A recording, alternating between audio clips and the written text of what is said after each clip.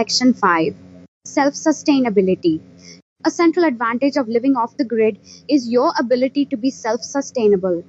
Here, self-sustainability is simply being able to provide basic needs for yourself and your dependents freely. You may argue that if you are a working adult, you've been providing yourself with basic needs freely all along.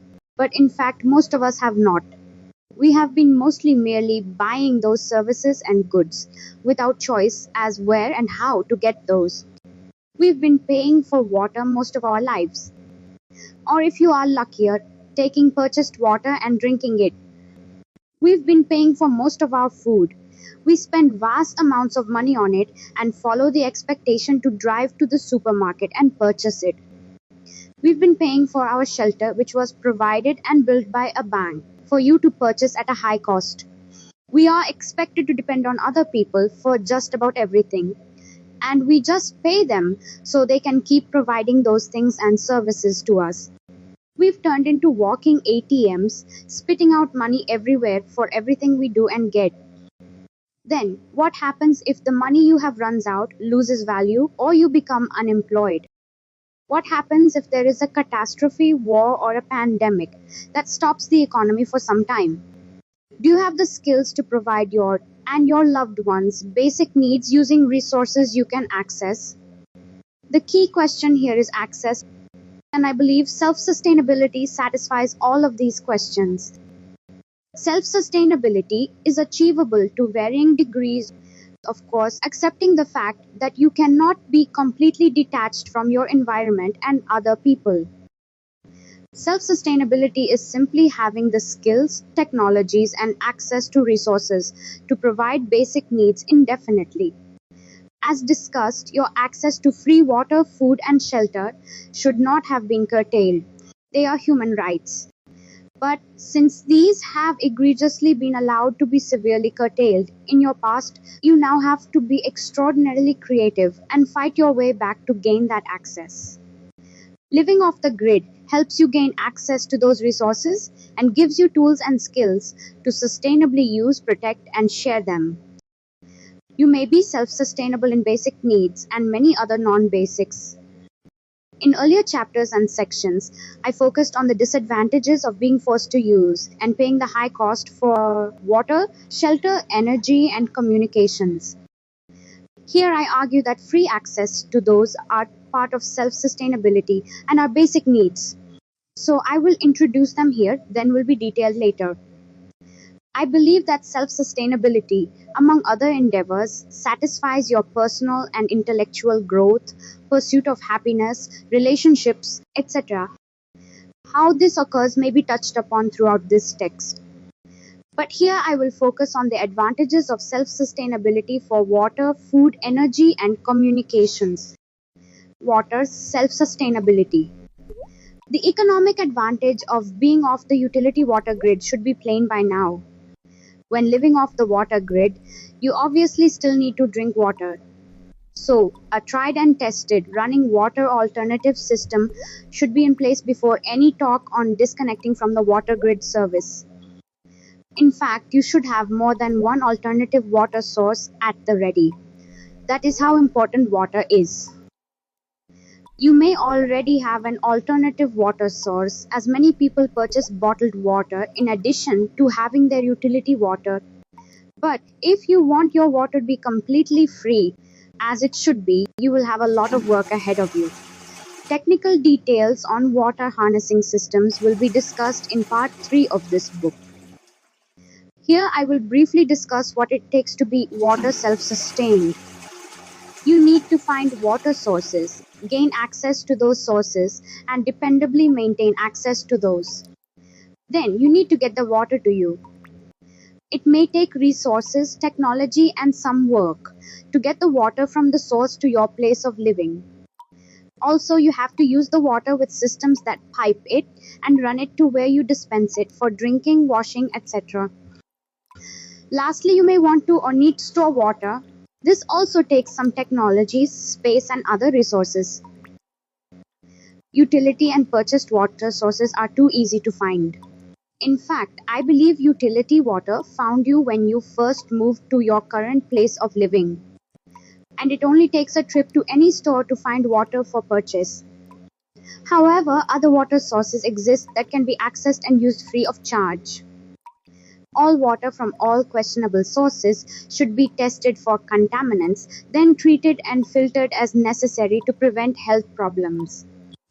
For example, rainfall, a great free water source, happens often in many areas of the US and the world.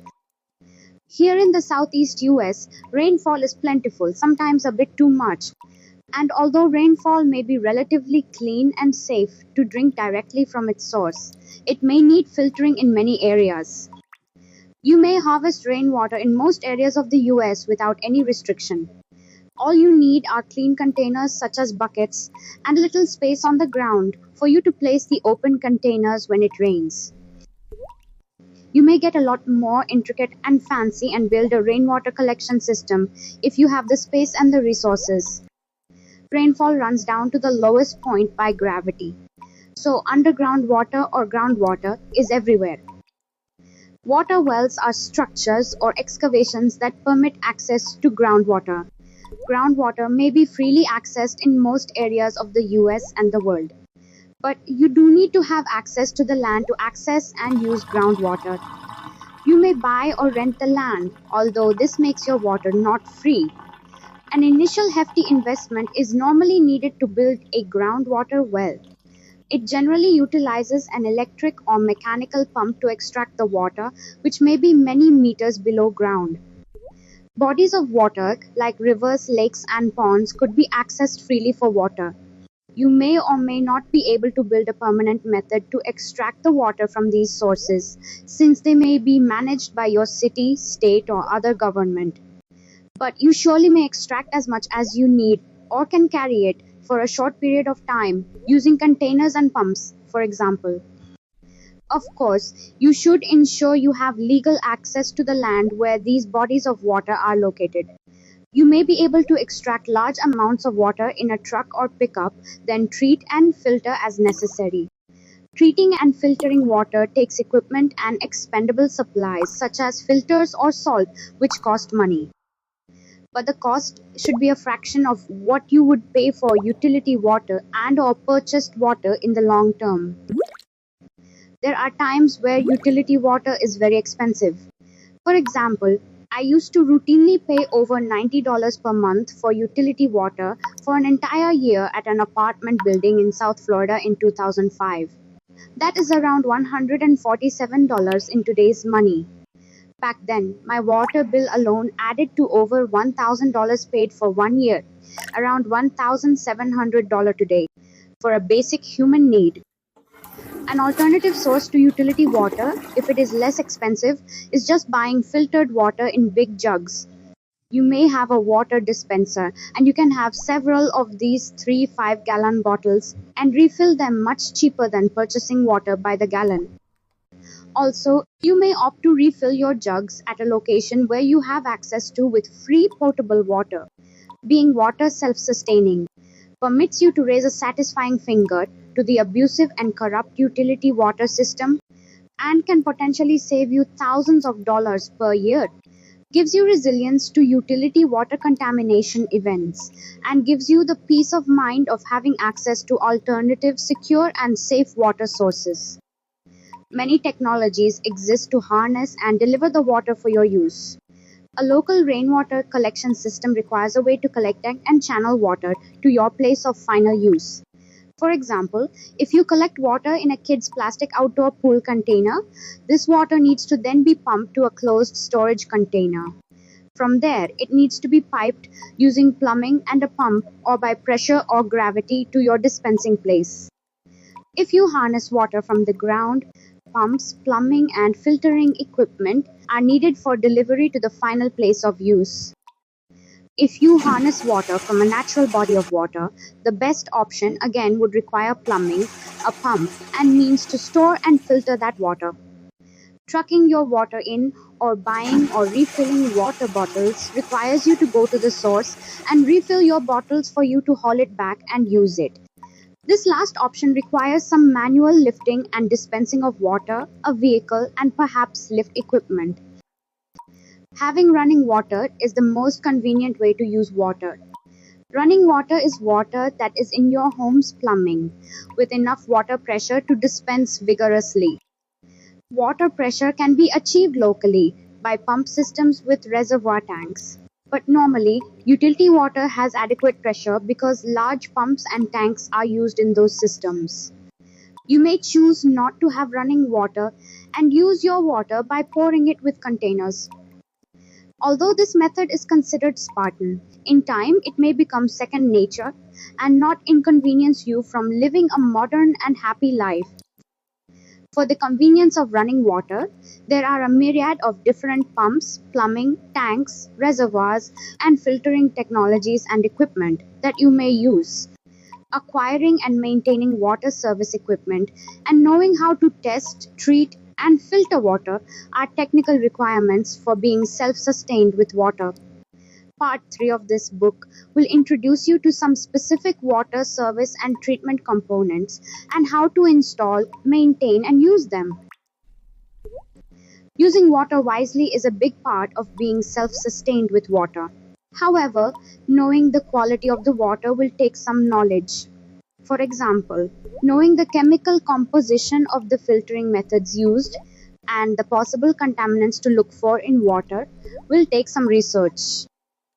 If you get water from a wild body of water, there may be biological contaminants that may spread disease, such as animal or human poop and pee. These may make their way into these bodies of water, as do animal decomposing carcasses, chemicals, and other contaminants. Rooftop water collection systems can introduce petroleum and other chemicals from roofing materials to your water, and bird and rodent droppings as well as other pollutants. Even rainfall may be already contaminated with air pollutants. So you have to be aware and ready to filter and chemically treat rain or natural water before you use it for your self-provided water. You would be wise to conserve the water you treat and filter, since it takes resources to do so. Sometimes fresh water is scarce in your area of living. For example, you may live in an arid and dry area where rainfall and bodies of water are precious and guarded resources. Or you may live in an area with tight restrictions in accessing free water or that have pollution problems such as large cities or industrial zones. If so, you will not want to wastefully let clean water run or leave clean water leaks unfixed. In these situations, you must also be wise in selecting your source of water. You shouldn't just go for your nearest source without investigating it. For example, if your by pond has a surface film with a multicolored sheen, you shouldn't get your water from there, regardless of the treatment system you may possess. So, good judgment, conservation and maintenance skills and strategic sourcing are things to have before considering being self-sufficient with water. Storing water is an important part of being self-sufficient. Storing water acts as a buffer for those periods when water flow is scarce or absent. Your water source may become contaminated or dried. Rainfall may not come for many weeks, sometimes months, or your access to your water supply may be blocked for whatever reason. During those times, you still need to drink and use water which you have hopefully stored. There are many methods to store fresh water. Containers, tanks, and cisterns are among the more popular ones. Water containers come in all shapes, sizes, and materials. Because of this variety, water containers are widely and mostly cheaply available. The 3 or 5 gallon bottles and buckets are popular water containers. I think the 3-gallon bottles are more convenient for continuous handling or for those people with more limited strength.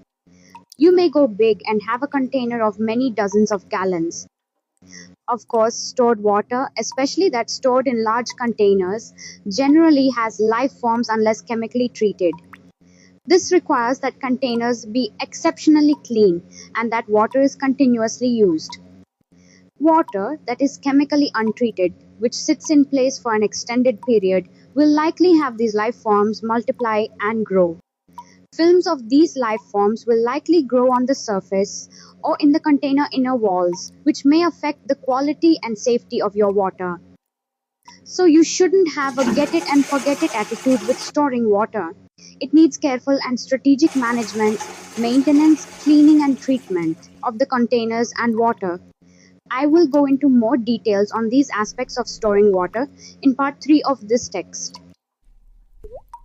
Thank you for listening to this podcast. Please look for the next episode soon, and please ensure to share this with your friends and family.